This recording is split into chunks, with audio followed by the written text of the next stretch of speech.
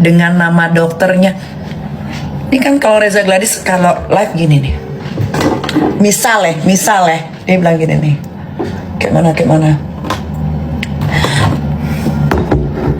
Kamu tahu, ini skincare, ini bisa menghilangkan flek, ya. Karena saya dokter, jadi saya tahu kulit orang Indonesia. Makanya produk saya banyak. Buruan beli, ya. Saya ini dokter. Padahal yang dijual skincare-nya buruk, jelong. Tapi karena dia selalu bilang, saya ini dokter, saya ini paham betul skincare. Ya karena saya dokter, saya tahu betul itu kulit muka orang Indonesia. Gitu kan, bener nggak? Hah? Percaya kan kalian sama Reza Gladys? Padahal yang dia jual skincare-nya jelong. Bahkan dia jual skincare berbahaya dibaluti dengan gelar dokternya Merdeka. SS bilang bahwa Doktif ini sudah kenal lama. Kan SS sendiri yang kenal. Nah iya bener Doktif, ngebingungin banget deh. Soalnya ini juga waktu di podcast ini kita juga bilang yang ngenalin dia ke Doktif itu Sheila Saukia. Nih gue mau nanya sama Sheila Saukia deh. Sheila, yang bener dong, lu yang ngenalin Doktif ke Nikita atau gimana? Kok mendadak bilang udah kenal nih, lihat nih. Dia ini sebetulnya tidak ada masalah. Bahkan dia sempat meminta tolong aku untuk ya kayak bantu-bantu supaya produknya tidak di-review sama yang namanya Doktif. Nah, ya karena aku kenal Doktif juga dari dia sebetulnya. Jadi nggak personal kenal bener-bener, tapi dari dia yang kenalin karena dia punya nomor teleponnya Doktif. Nah, cuman kelasnya adalah ketika dia tahu nih ada seorang waria bernama Isa Zega yang suka menghina-hina anak kecil, termasuk menghina anakku. iya kan, bener kan? Jadi mana yang bener nih Sheila? Tolong dong dijawab. Mamski sebagai netizen penasaran juga, pengen tahu yang sebenarnya. Yang kenalin tuh siapa? Dan apakah kamu emang ngomong kalau Doktif sama Nikita udah kenal lama? Kalau emang ngomong begitu, untuk apa?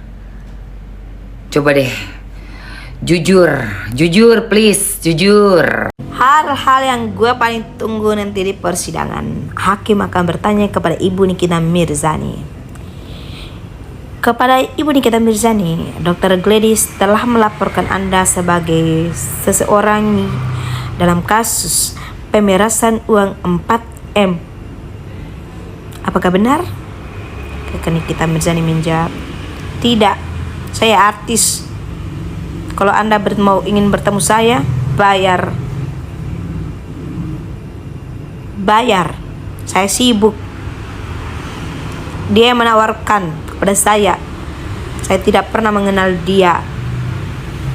Terus ditanya, hakim tanya kepada Dr. Gladys, Dr. Gladys, atas dasar apa Anda ingin memberikan uang 4M itu? Dr. Gladys bilang apa dong? Cuma-cuma? Tidak mungkin. Pasti bilang, saya ingin memberikan uang 4M itu karena beliau telah menemukan barang kosmetik saya yang berbahaya, yang ada jarum suntiknya. Nggak bahaya tak dokter? Hah? Nggak bahaya? Dokter ini rada-rada ya.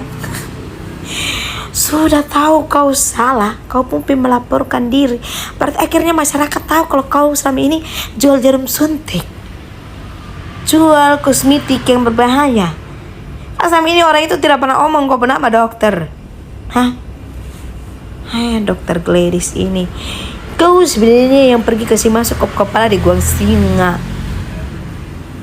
Hakim tanya, atas dasar apa Anda memberikan uang 4M itu? Atas dasar apa? Kenapa kau kasih? Sekarang ini jangan dulu di persidangan. Sebagai masyarakat biasa tanya dulu, kenapa dokter memberikan uang 4M itu? Kenapa? Dokter jawab nggak? Merasa maksa, lu yang mohon-mohon diketemui sama Kak Niki kan. Assalamualaikum warahmatullahi wabarakatuh. Mohon maaf, ini videonya saya state karena banyaknya masyarakat Indonesia yang meminta saya untuk memberikan edukasi dan pandangan hukum berkaitan dengan Mbak NM sudah ditetapkan sebagai tersangka. Nah, ini saya coba untuk bantu nih Mbak NM. Saya bantu untuk coba memberikan edukasi nih kepada Mbak NM. Nah, karena apa? Menurut saya, pandangan saya selaku APH, ini terlalu terburu-buru. Kenapa tidak dilakukan untuk restoratif justice ataupun bertemu kedua belah pihak difasilitasi oleh aparat penegak hukum, yaitu pihak kepolisian. Kalau memang ada indikasi pemerasan dan juga ada TPPO dan lain sebagainya, karena pemerasan itu komunikasinya tidak baik, memang langsung dilakukan sama yang bersangkutan. Kalau memang dilakukan sama pihak lain, ya bisa saja yang dikenakan pasal 368-nya. Nah, akan tetapi di sini tentunya pihak aparat penegak hukum, pihak kepolisian mengacu kepada asas klausalitas sebab dan akibat, ya. Tidak mungkin tidak ada sebab dan akibat, karena informasi yang saya dapat juga bahwasanya Mbak NM punya produk daripada si pelapor yang bisa seketika itu akan disampaikan kepada pihak publik dan membuat daripada pelapor itu menjadi resah. Nah, akan tetapi pelapor pun di sini saya ingatkan, jangan sampai karena ego ini bisa menghancurkan semuanya. Nah, saran dan pandangan saya, karena kalau memang aparat ataupun juga dengan adanya permasalahan ini, dimanapun dokter berada, dimanapun profesi kesehatan berada, dimanapun nakes berada, hati-hati apabila nanti dikenakan berkaitan dengan undang-undang kefarmasian. Nah, yang dimana bisa memproduksi ataupun juga menyediakan kesediaan tanpa memikirkan keamanan dan mutu, sehingga bisa merusak daripada standar keamanan, ini bisa dikenakan ancaman pidana 12 tahun dan denda 5 miliar, ya, tentang Undang-Undang Nomor 17 Tahun 2023, yaitu Undang-Undang Kesehatan, Undang-Undang Farmasi. Itu pun juga dengan Undang-Undang Nomor 8 Tahun 1999 tentang Perlindungan Konsumen. Nah, hati-hati buat pelapor, dan yang berkaitan dengan merek pun juga itu bisa berkaitan dengan Undang-Undang Nomor 20 Tahun 2016. Nah, yang sudah pertemuan di gedung DPR RI. Nah, tetapi di sini saya menyampaikan kepada Mbak NM, udah fokus saja dengan pekerjaan, lakukan untuk penangguhan dan wajib lapor. Dan begitu pun juga saya sarankan kepada pelapor untuk tabayun, nanti yang akan jadi korban kalau dikenakan berkaitan dengan undang-undang farmasi, hancur semuanya, ya. Oke, itu saja penyampaian dari saya. Terima kasih. Salam sehat, salam Indonesia. Jadi tersangka Nikita Mirzani masih bebas, Reza Gladys kecewa berat. Nikita Mirzani hingga kini belum juga diperiksa oleh penyidik Polda Metro Jaya meski telah ditetapkan sebagai tersangka dalam kasus pemerasan dan tindak pidana pencucian uang atau TPPU. Menanggapi hal tersebut, Reza Gladys melalui kuasa hukumnya Paul Sembiring mengungkap kekecewaannya terhadap lambannya proses hukum yang berjalan. Klien kami Reza Gladys sangat kecewa. Ini bukan soal suka atau tidak suka, melainkan kekecewaan seorang warga negara terhadap penyelenggara negara yang tidak menjalankan hukum sebagaimana mestinya, ujar Julianus Paulus Sembiring dikutip dari channel YouTube Selasa 25 Februari 2025. Menurutnya, Reza Gladys memahami hukum acara dan merasa bahwa penegak hukum tidak menjalankan prosedur yang seharusnya.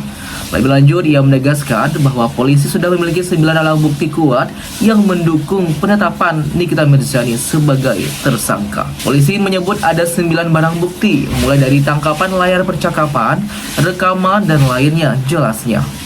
Dalam pasal 184 KUHP, jika minimal 2 alat bukti telah terpenuhi, maka penyidik berhak menetapkan seseorang sebagai tersangka, tambah Julianus. Kasus ini bermula dari laporan yang dibuat oleh Reza Gladys, seorang pengusaha yang mengaku menjadi korban pemerasan oleh Nikita Mirzani.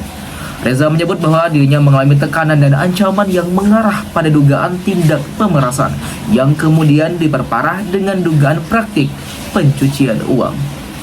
Penyidik Polda Metro Jaya kemudian mengumpulkan sejumlah bukti hingga akhirnya menetapkan Nikita Mirzani sebagai tersangka. Namun meski status hukumnya sudah naik, hingga kini belum ada pemeriksaan terhadap sang selebriti Nikita Mirzani tersebut. Situasi ini pun menimbulkan tanda tanya besar di kalangan publik, mengingat biasanya seorang tersangka dalam kasus serupa segera diperiksa dan menjalani proses hukum lebih lanjut.